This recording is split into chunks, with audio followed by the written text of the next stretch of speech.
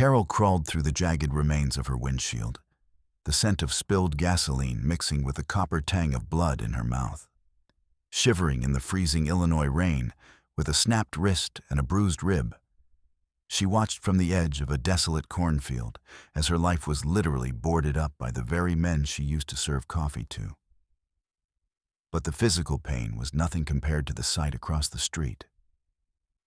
Through the window of a cheap roadside motel, her husband Frank, the man she had supposedly buried weeks ago, stood perfectly still, watching her struggle through the mud with a cold, predatory detachment.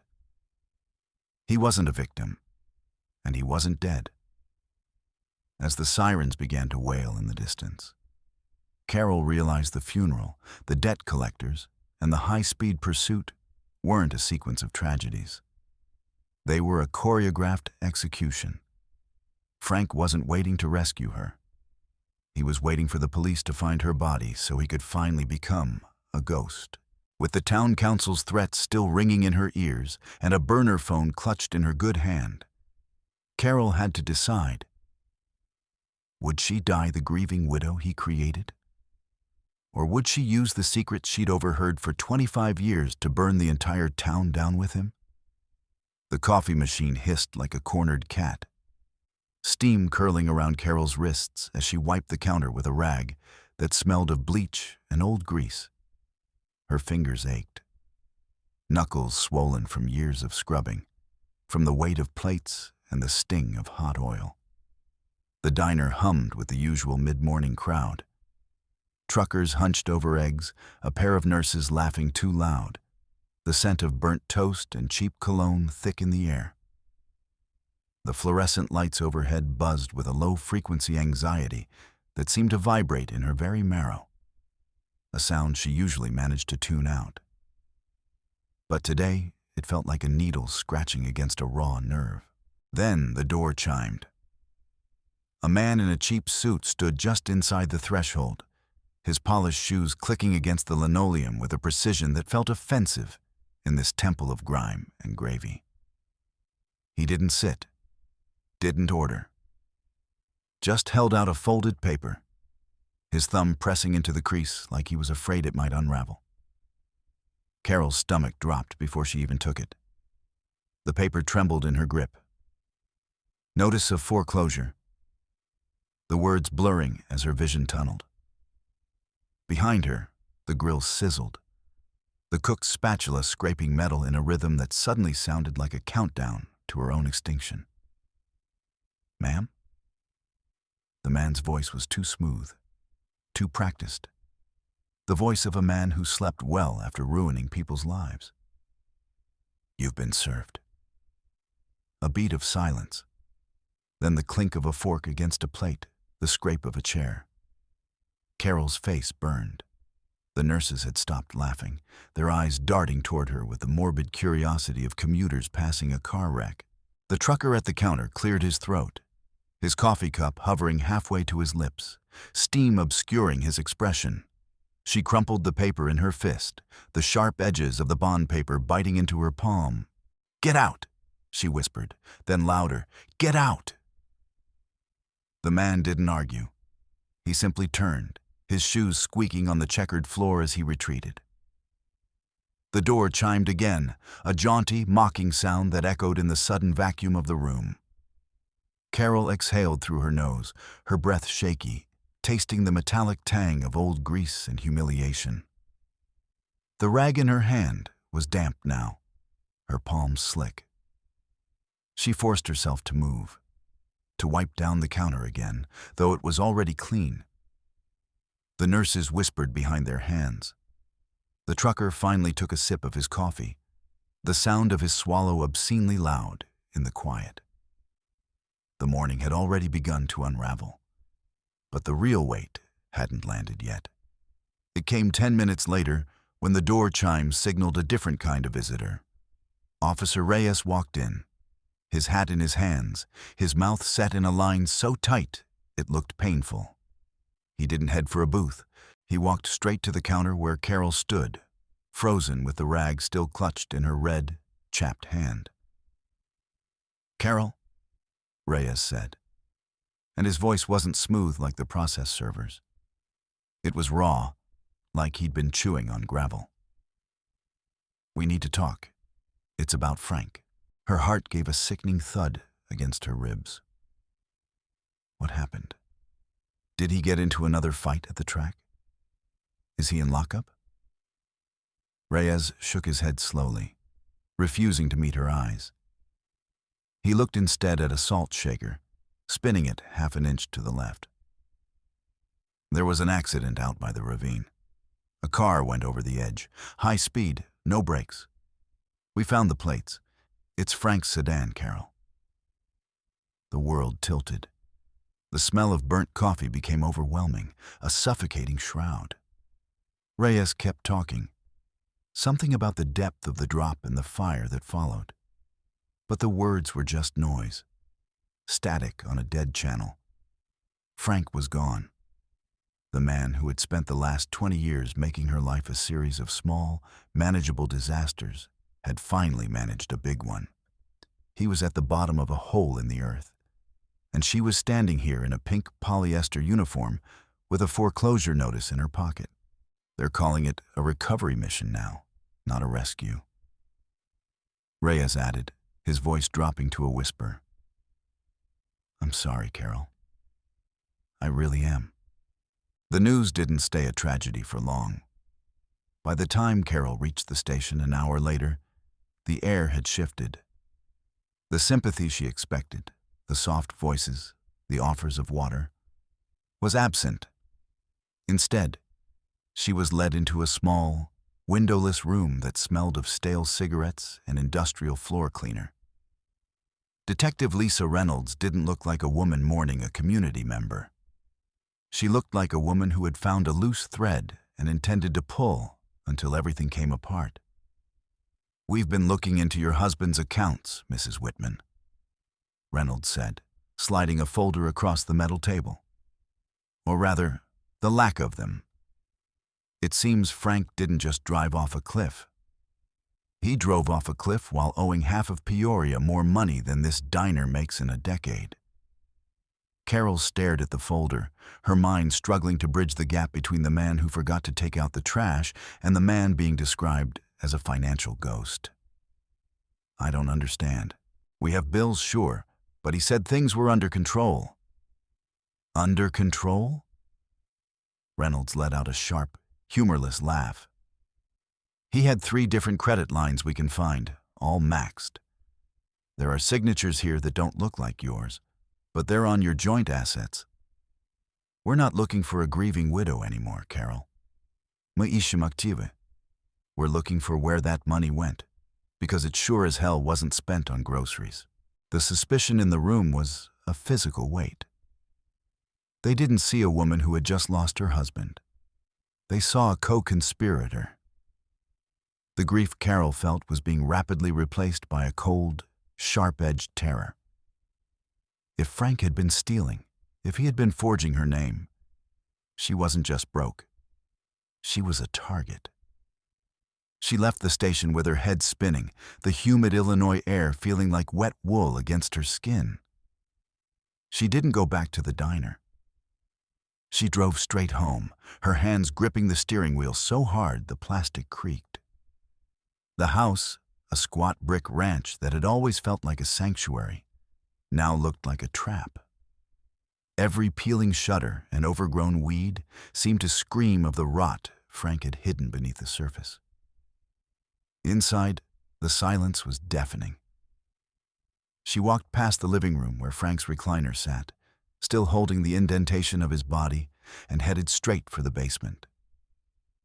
Desperation is a powerful fuel. She didn't cry. She didn't pray. She grabbed a flashlight and began to tear the place apart. She moved boxes of old Christmas decorations, pushed aside stacks of yellowing newspapers, and ignored the dust that coated her lungs. In the far corner, behind a stack of rusted garden tools, she found it. A loose floorboard, barely noticeable unless you were looking for a lie. She pried it up with a screwdriver, her breath coming in ragged gasps. Beneath the wood, sat a locked metal box, heavy and cold. Her heart hammered against her sternum as she hauled it onto the concrete floor. She didn't have a key, so she used a hammer, the ringing of metal on metal echoing through the empty house like a funeral bell.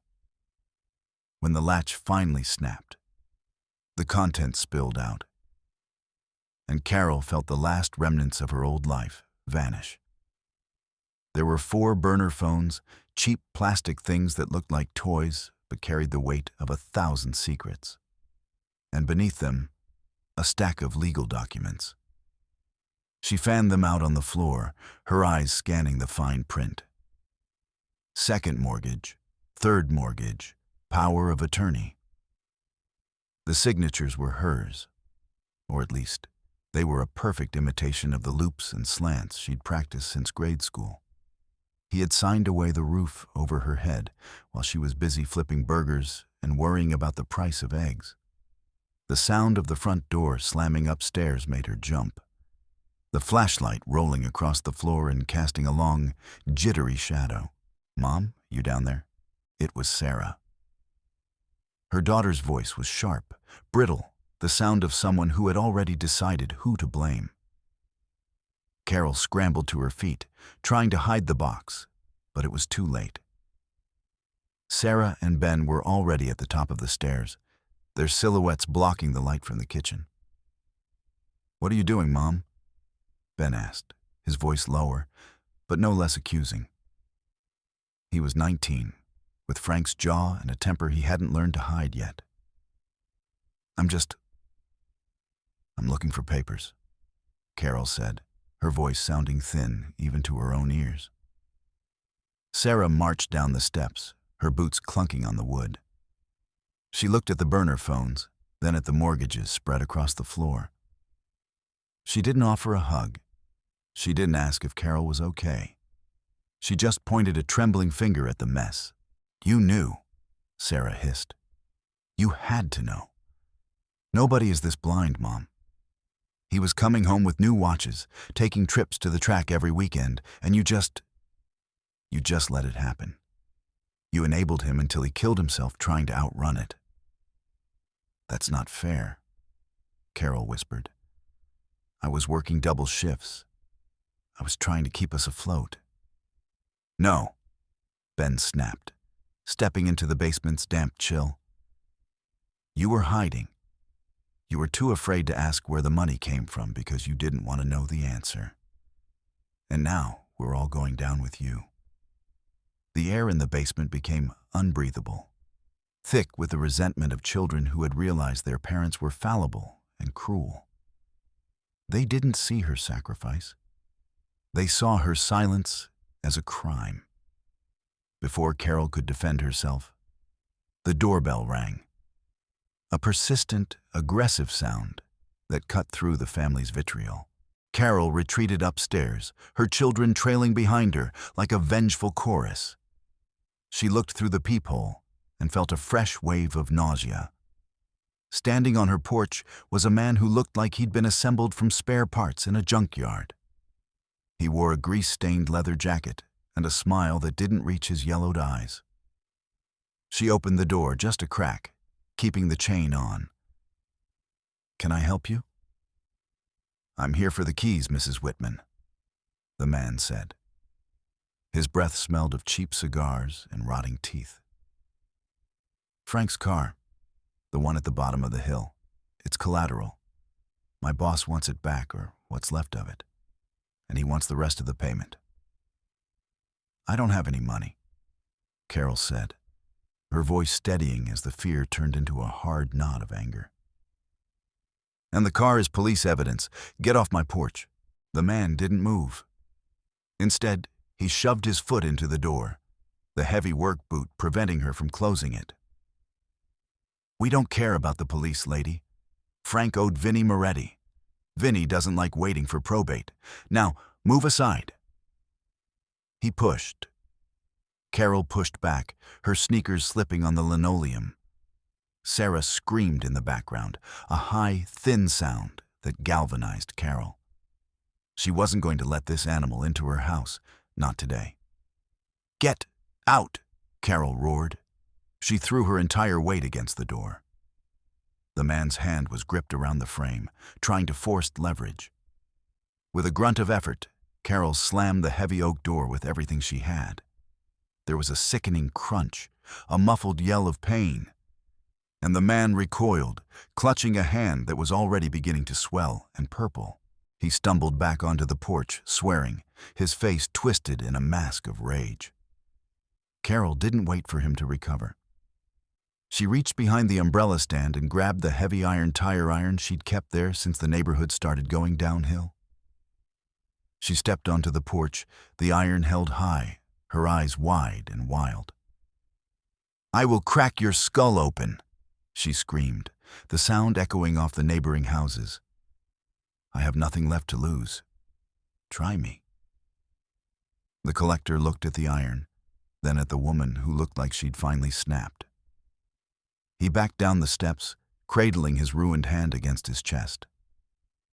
"This isn't over, bitch. You're dead. You hear me? You're already dead." He scrambled into a rusted sedan and sped away, tires screeching.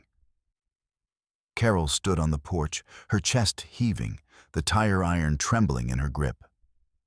Her neighbors were watching from behind their curtains, their judgment a silent pressure in the air. She ignored them. She went back inside and locked the door, leaning her forehead against the cool wood. Her children were staring at her as if she were a stranger. Maybe she was. Later that night, after the house had settled into an uneasy quiet and her children had retreated to their rooms in stony silence, Carol sat at the kitchen table with the burner phones. She felt like a cryptographer in a war zone. One phone was dead, another locked behind a code she couldn't guess.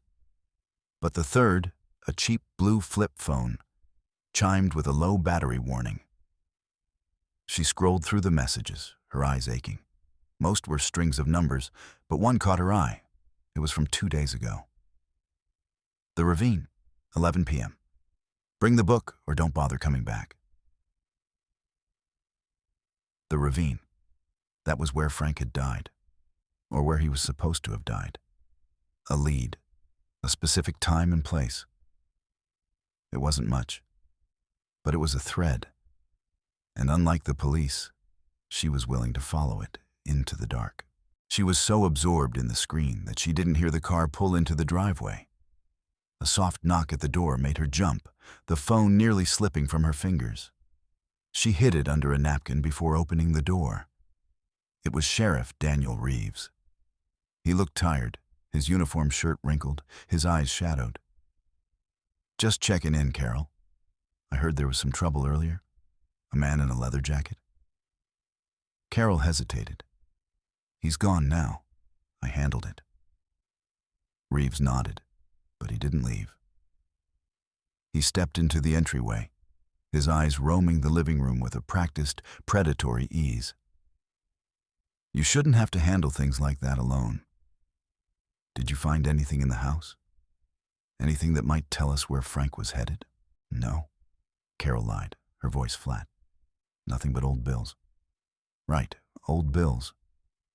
Reeves smiled, but it was a cold, empty thing. "Well, if you find anything, a box maybe, some phones, you call me first. Don't go trying to be a hero, Carol. This town is smaller than you think." He patted her shoulder, his hand heavy and lingering just a second too long. When he left, Carol watched him from the window. He didn't get in his car right away. He stood in the shadows of the street lamp and pulled out his own phone. She couldn't hear his voice, but she saw the way he looked back at her house. He was talking to someone. And as he pulled away, she saw a rusted sedan, the same one the debt collector had driven, pull out from a side street to follow him. The betrayal tasted like copper in her mouth. The sheriff wasn't protecting her. He was the one who had sent the wolves to her door. The next morning, the diner felt less like a workplace and more like a crime scene. Carol arrived at 5 a.m., the air cold and smelling of damp river silt. She went to the back room to change. But the moment she reached her locker, she knew. The padlock had been sheared off, the metal twisted like a soda can tab. Her heart sank. She swung the door open. Her spare shoes were thrown into the corner, her coat was ripped, and her small stash of tips was gone. But that wasn't the worst part. Tucked into the pocket of her pink apron, which had been neatly folded on the top shelf, was a dead rat. Its neck had been snapped, and its glazed eyes seemed to stare directly at her, a silent, furry accusation. Carol didn't scream. She didn't have the energy for it. She simply picked up the apron with 2 fingers and dropped it into the trash can. The message was clear. They could get to her anywhere. The diner, her home, her life, it was all porous. "Carol, you okay?" It was Linda, the older waitress who had been Carol's only real friend in the place. Linda stood in the doorway, her face pale. She looked at the locker, then at the trash can. "They were here, Linda," Carol said, her voice sounding like it was coming from a long way off. "They're looking for something Frank took." "A ledger," Linda whispered, stepping closer and lowering her voice. "I heard the boys at the counter yesterday. Truckers from the north side. They were talking about Frank Whitman and how he'd pinched a book from the Moretti crew. They said he was trying to sell it to the feds, but the feds wouldn't bite without a face to go with it." Carol leaned against the dented lockers. "A ledger. What's in it?" "Names, honey. Everyone who owes, everyone who pays. If Frank had that, he didn't just have money. He had a leash on half the city council." The weight of the situation was becoming unbearable. It wasn't just debt, it was blackmail. And now, the blackmail was her inheritance. She tried to push through the shift, her hands trembling as she poured coffee and flipped pancakes. But at 10 a.m., the bell over the door chimed, and a man in a charcoal suit walked in. He wasn't a debt collector. He was a banker. He didn't order coffee. He walked straight to the counter and laid a bright pink paper on the formica. "Mrs. Whitman, I'm from Peoria First National. Given the circumstances of your husband's passing and the irregularities we found in the mortgage filings, the bank is exercising its right to immediate foreclosure. You have 48 hours to vacate the premises." 48 hours? Carol gasped, the room beginning to spin. "I have children. I have a life there." "You have a mountain of fraud, ma'am," the man said, his voice devoid of empathy. "The signatures on the last 2 equity withdrawals have been flagged as forgeries. Since you were the primary beneficiary of the home's value, the bank is moving to protect its assets. 48 hours, or the sheriff will be there to remove you." The mention of the sheriff felt like a physical blow. Reeves. He was waiting for her to be out on the street, vulnerable and alone. The day only got weirder.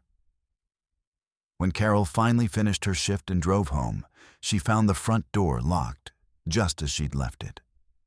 But when she walked into the kitchen, the window over the sink was wide open. A cool breeze stirred the curtains, smelling of cut grass and diesel.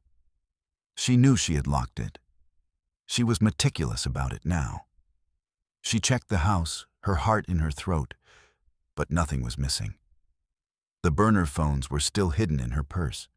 The metal box was still under the floorboards. It was a psychological strike, a way of telling her that walls didn't matter.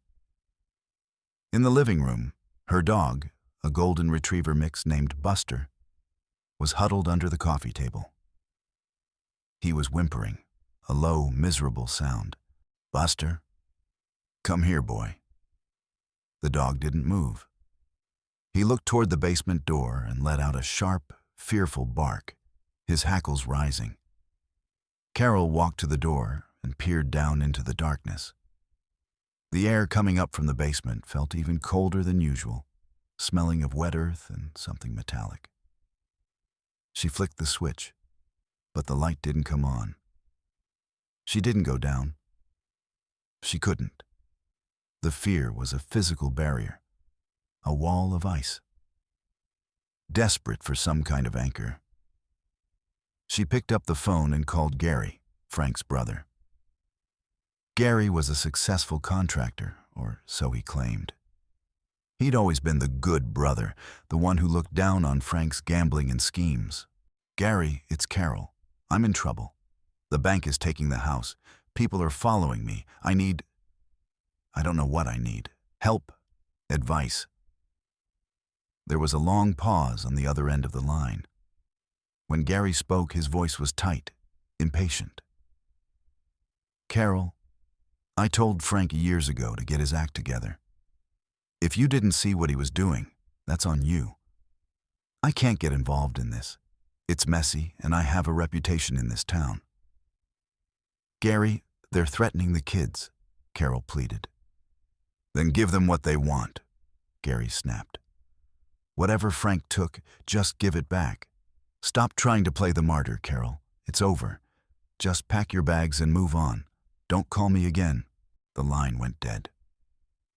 Carol stared at the receiver, the silence of the house pressing in on her. She was alone. Truly, utterly alone.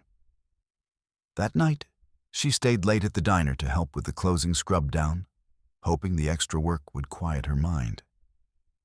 But as she walked to her car in the narrow, lightless alley behind the building, the shadows detached themselves from the brick walls. Two men, their faces obscured by dark hoodies, stepped into her path. One held a length of heavy chain. The other had his hands tucked into his pockets, but the silhouette was unmistakable. "Where's the book, Carol?" the one with the chain asked. His voice was a low growl, muffled by the fabric over his mouth. "I don't know what you're talking about," Carol said, her hand sliding into her work bag, her fingers closing around the handle of the heavy meat mallet she'd taken from the kitchen. "Frank said you were the one who handled the records. He said you were the smart one. Give us the ledger and we let you walk. Don't, and we start with your kids." The mention of Sarah and Ben snapped something inside her. The fear didn't vanish, but it crystallized into a sharp, lethal intent.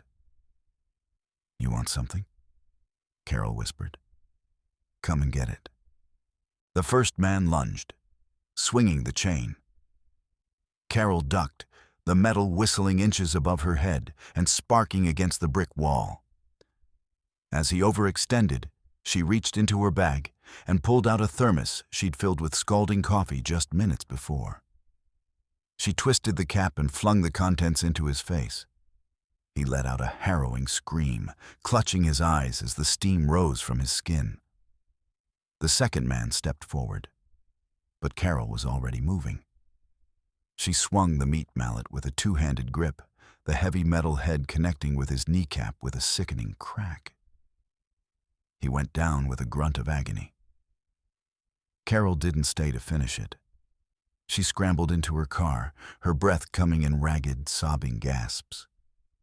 She threw the car into reverse, nearly hitting a dumpster, and sped out of the alley. Her heart was thumping so hard she thought it might bruise her ribs from the inside. She drove aimlessly for 20 minutes, her eyes darting to the rearview mirror every 3 seconds. Everyone looked like a threat. The man at the gas station, the teenager on the bike, the neighbors watching from their porches. They were all part of the web. She eventually pulled into a darkened lot and sat shivering, the adrenaline fading into a dull, throbbing ache in her side. She reached into her bag to find a cigarette, but her hand brushed against something in the pocket of Frank's old hunting coat, which she'd thrown in the back seat. It was a slip of paper, a gambling marker. She smoothed it out under the dome light. $10,000. It was dated a week ago. But it wasn't the amount that stopped her heart. It was the handwriting. The signature on the bottom wasn't Frank's. It was Gary's. The realization hit her like a physical blow. Gary hadn't been the good brother. He'd been the source. She drove to a secluded parking lot near the riverfront, a place where teenagers went to drink and truckers went to sleep. She parked behind a stack of shipping containers and waited. She didn't have to wait long. A black SUV pulled in 5 minutes later. Gary stepped out, looking nervous, his expensive coat fluttering in the wind. A moment later, a patrol car drifted into the lot, its lights off. Sheriff Reeves stepped out. Carol watched from the shadows, her phone held up to the window, recording the scene. She couldn't hear the words, but the body language told the story. Gary handed Reeves a thick envelope. Reeves nodded, then pointed toward the direction of Carol's house. They weren't just looking for the ledger. They were the ones Frank had stolen it from. Her own family had been using her husband to launder their filth, and when Frank tried to turn on them, they'd erased him. The third part of her life began in the cold, sterile air of the Peoria Town Hall. Carol stood in the back of the room, her bruised ribs bandaged tight under her uniform, watching as the mayor took the podium. Due to the unfortunate financial collapse of the Whitman estate and the surrounding properties, the mayor said, his voice booming through the PA system, the council has voted for an emergency seizure of the North End block for the new Gateway redevelopment project. This is for the good of Peoria. It was a land grab. Legalized theft. They were clearing the board, and her house was the first piece to go. She slipped out before the meeting ended, her mind racing. She had to get the kids out. She called Sarah, her voice low and urgent. "Get Ben. Take my car. Go to the cabin in the woods, the one your grandfather owned. Don't tell anyone where you're going. Don't use your phones." "Mom, what's happening?" Sarah's voice was small, terrified. "Just do it, Sarah. They sent me pictures of your school today. They know where you are. Go. Now." She hung up, her hands shaking. She had to find that ledger. It was her only shield. She went back to the diner after closing, using her spare key to slip inside. The air was thick with the smell of floor wax and old grease. She sat in the dark for a long time, trying to think like Frank. He was a creature of habit. He liked things hidden in plain sight. She remembered the way he used to obsess over the inventory in the pantry. He'd spend hours back there, reorganizing the heavy flour sacks, claiming the cook was skimming from the top. Carol went to the pantry and began to haul the 50-pound sacks onto the floor.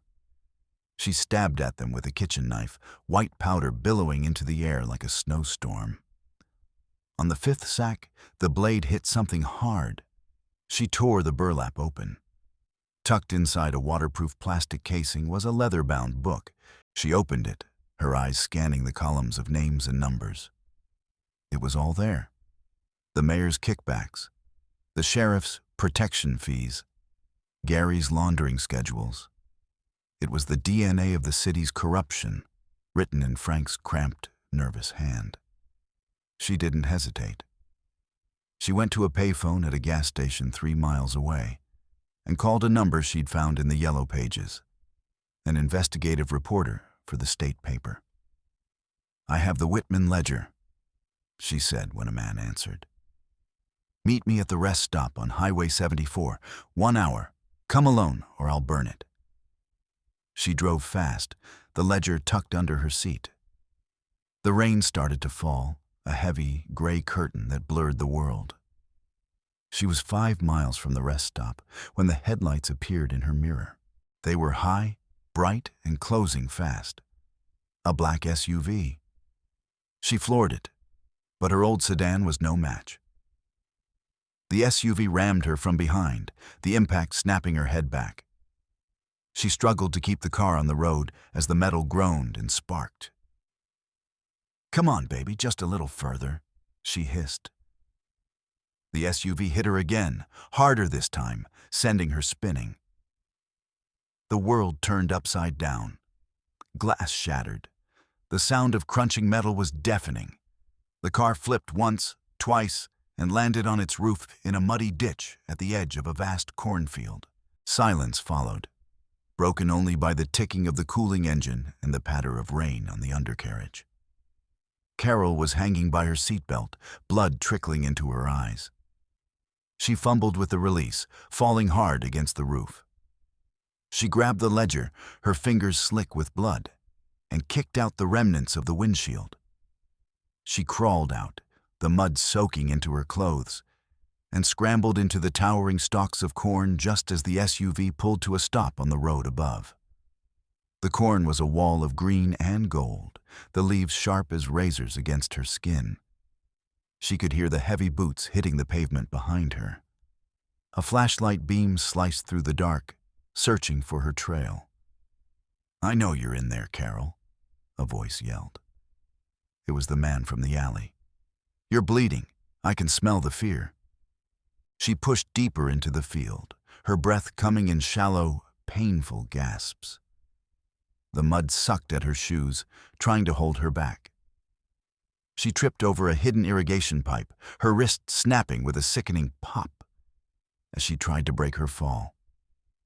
She let out a muffled cry of agony, curling into a ball. The flashlight beam was getting closer, illuminating the rain-streaked stalks just feet away. The man stepped into the row, his boot inches from her head. He looked down, his face a mask of cold indifference. He didn't say a word. He just kicked her in the ribs, the force of it sending her spiraling into a black void of pain. He reached down and snatched the ledger from her limp hand. "Thanks for finding it for us, Carol. We were worried Frank had actually destroyed it." He vanished into the rain, leaving her broken and alone in the mud. As she lay there, the cold seeping into her bones, a terrible realization dawned on her. The ledger, the names, the ease with which she'd found it. It had been a plant, a decoy. They'd known she would go looking for it. They'd used her to find the evidence so they could destroy it themselves, ensuring no one else ever stumbled upon it. She had nothing. No proof, no house, no husband. The fourth part of Carol Whitman's life began in the gutter, but it didn't end there. She spent the night in the cornfield, the rain washing the blood from her face, but not the fire from her soul. By dawn, she had dragged herself to the road and hitched a ride with a trucker who didn't ask questions. He dropped her off near the outskirts of Peoria, near a row of cheap motels. She stood across the street from the Sunset Inn, a place that smelled of desperation and hourly rates. She watched the second-floor windows, her eyes narrowed. And then she saw him, Frank.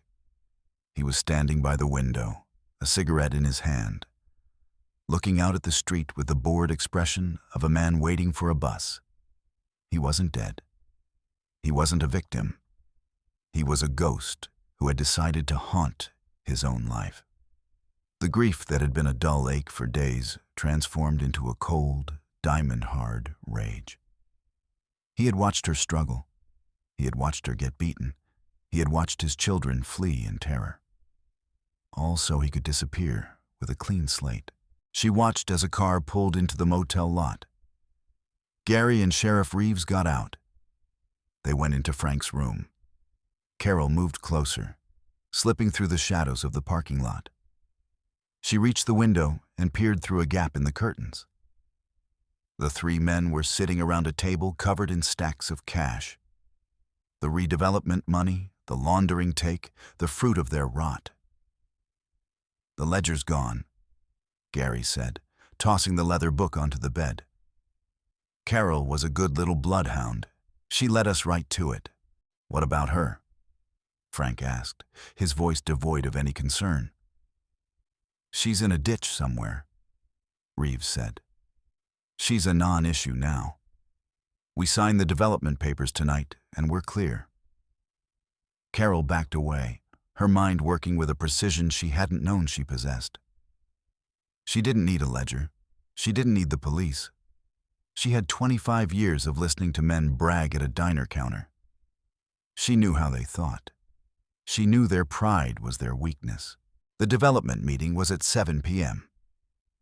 She didn't go to the front door. She went to the service entrance, the one the delivery drivers used. She knew the code.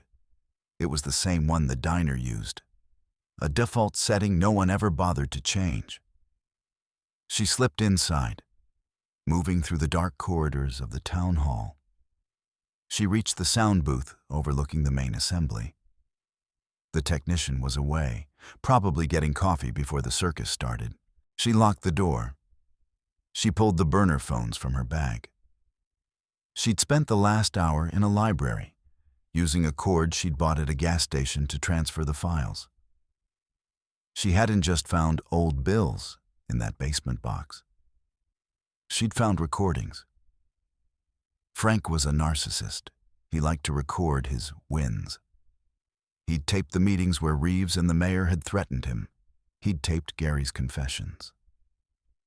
The mayor took the podium, his voice smooth and oily. "We are here to finalize the future of Peoria." Carol hit the play button on the soundboard and shoved the burner phone against the master microphone. The mayor's voice was suddenly drowned out by his own recorded snarl. "If the Whitman woman doesn't sign, we just burn the place down. Reeves has the accelerant ready. We're not losing a $5 million kickback over a waitress."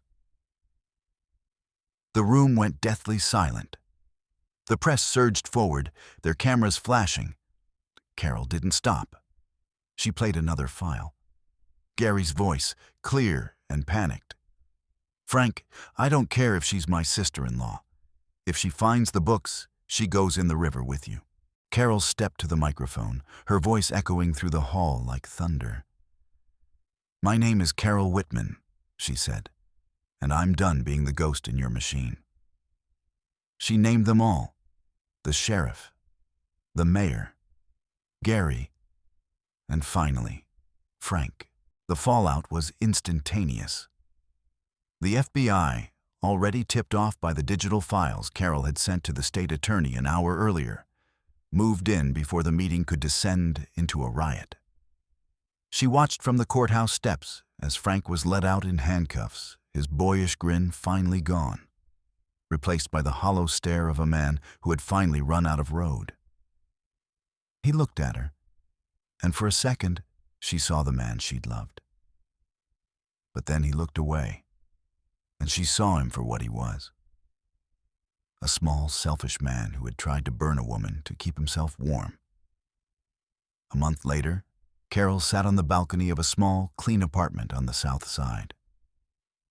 The air was fresh, the scent of the river distant and muted. Sarah and Ben were inside, argues over what to have for dinner, a normal, beautiful sound. The house was gone, but so were the lies. The debt was settled, the corruption purged, and the man she thought she knew was a memory behind bars. She watched the sun set over the Peoria skyline, the orange light reflecting off the glass of the museum. For the first time in 20 years, she wasn't waiting for the other shoe to drop. She wasn't wiping someone else's mess. She took a sip of her coffee. Strong, black, and perfectly made. She was Carol Whitman, and she was finally free.